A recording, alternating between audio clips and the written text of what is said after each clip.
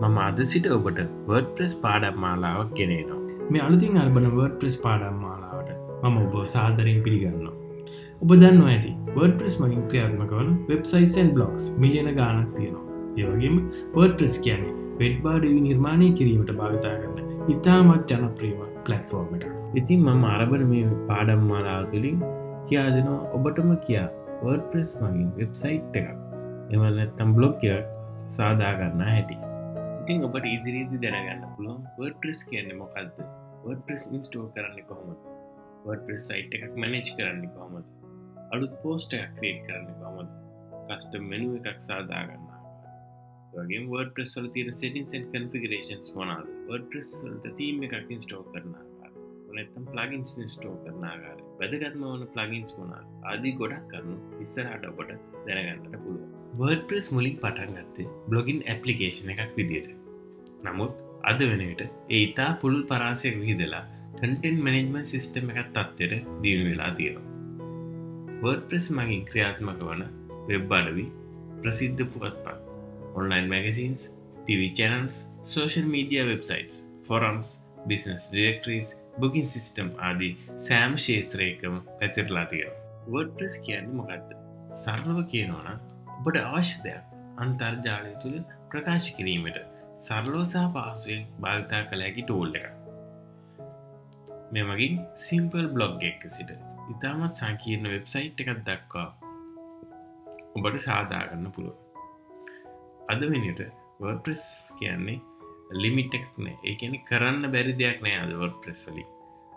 ඉතාමත්ම සංකීර්ණ වෙබ්සයිට්ස්. ඔබට හිතා ගන්න බැරි තරම් සංකීර්ණ වෙබ්සයිට්ස් නම් WordPress වලින් සාදා ගැනීම හැකියාව තියෙනවා.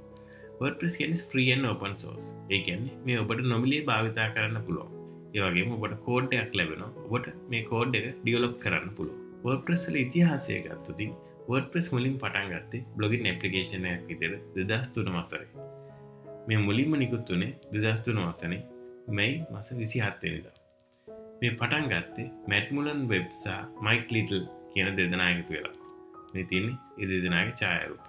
අන්තර්ජාලය තුළ 35% වැඩි ප්‍රතිශතයක් WordPress මගින් මේ වන විට අත්පත් කරගෙන තියෙනවා.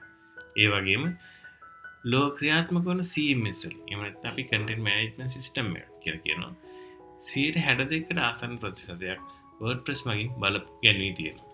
WordPress වල 5.3 කියන සංස්කරණය මේ වන විට මිලියන 7කට වඩා ඩවුන්ලෝඩ් කරලා තියෙනවා. ඒ වගේම WordPress භාෂා 70කට අධික ප්‍රමාණයකට පරිවර්තනය වෙලා තියෙනවා. WordPress මගින් ක්‍රියාත්මක වන communities, Facebook group ලෝකයේ සෑම රටකම පායේ ව්‍යාප්ත වෙලා තියෙනවා.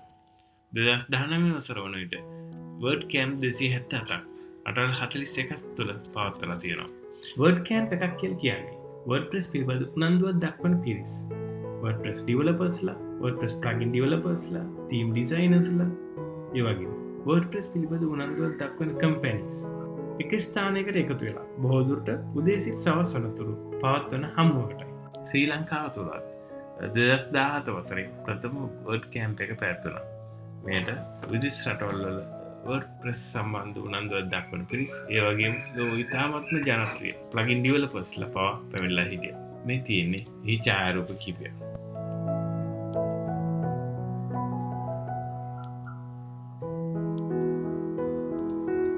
ඔබට වම් පසින් දකින්න ලැබෙන්නේ ලෝකයේ තියෙන වඩාත්ම ජනප්‍රිය WordPress plugin එක වන Contact Form 7 ගේ plugin developer.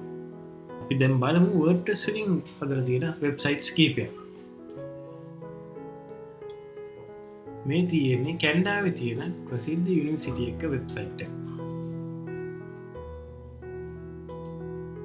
මේ තියෙන්නේ ලෝක ප්‍රකට නළු බිල් කොස්බිගේ වෙබ්සයිට් එක.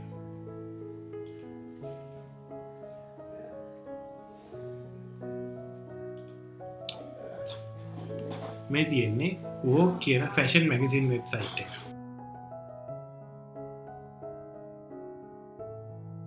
Lady Bird කියන ප්‍රසිද්ධ පොත් සමාගමේ වෙබ්සයිට් එක.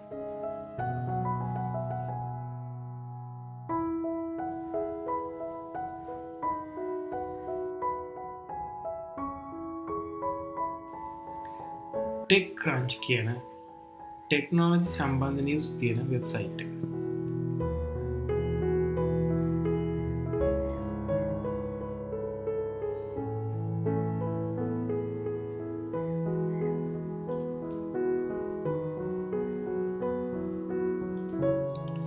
ෆ්ලිකර් එකේ බ්ලොග් එක.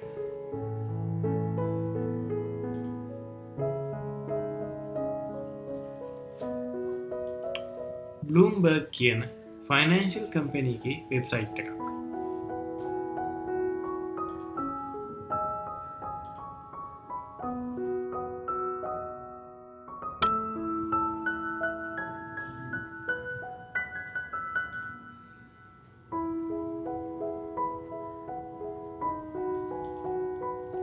Microsoft සමාගමේ නිවුස් වෙබ්සයිට් එක.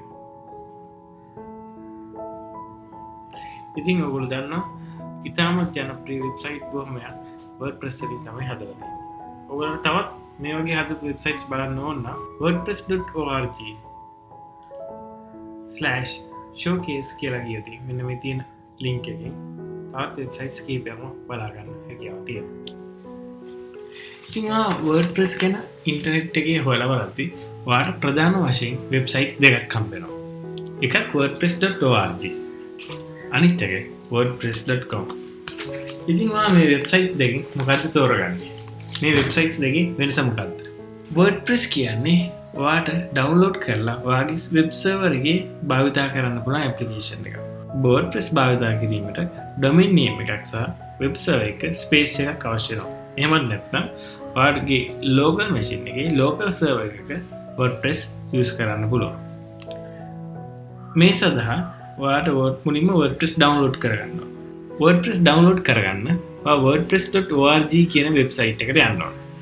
ගිහිල්ලා ඔයාට ඒකෙන් WordPress ඩවුන්ලෝඩ් කරලා ඔයාගේ ලෝකල් මැෂින් එකේ එහෙම නැත්නම් වෙබ් සර්වර් එකට ඉන්ස්ටෝල් කරගන්න පුළුවන්. ඒ වගේම wordpress.org කියන වෙබ්සයිට් එකේ WordPress themes, plugins, WordPress documentations එහෙම බලා ගන්න පුළුවන්. ඉතින් අපි දැන් බලමු wordpress.org කියන වෙබ්සයිට් එක. මේ තියෙන වෙබ්සයිට් එක. මෙතන get WordPress කියන බටන් එක ක්ලික් කරලා ඔයාලට WordPress වල තියෙන නවතම සංස්කරණය ඩවුන්ලෝඩ් කරගන්න පුළුවන්. ඒ වගේම WordPress themes මෙතනින් ලබා ගන්න පුළුවන්. මෙහිදී free සහ paid themes දෙකම තියෙනවා. ඔයාලට කැමති එකක් තෝරගන්න පුළුවන්. plugins ගත්තම free සහ paid plugins දෙකම තියෙනවා. ඔයාලට කැමති plugin එකක් තෝරගන්න පුළුවන්. දැන් බලමු wordpress.com කියන්නේ මොකක්ද කියලා. wordpress.com කියන්නේ cloud hosted service එකක්. සරලව කියනවා නම් ඔයාගේ වෙබ්සයිට් එක බ්ලොග් එක නොමිලේ හොස් කරගන්න පුළුවන්. ඒ කියන්නේ ඔයාගේ වෙබ්සයිට් එක wordpress.com වෙබ්සයිට් එක තුල නොමිලේ පවත්වාගෙන යාමට හැකියාව තියෙනවා. WordPress පාඩම් මාලාවේ ඊළඟ වීඩියෝ එක තුලින් WordPress කොහොමද කම්පියුටර් එකට ඉන්ස්ටෝල් කරන්න කියලා මම කියලා දෙනවා. ඕගොල්ලෝ මේ වගේ වීඩියෝස් බලන්න කැමති නම් දකුණු පැත්තේ පල්ලෙහා තියෙන subscribe බටන් එක ක්ලික් කරන්න අමතක කරන්න එපා.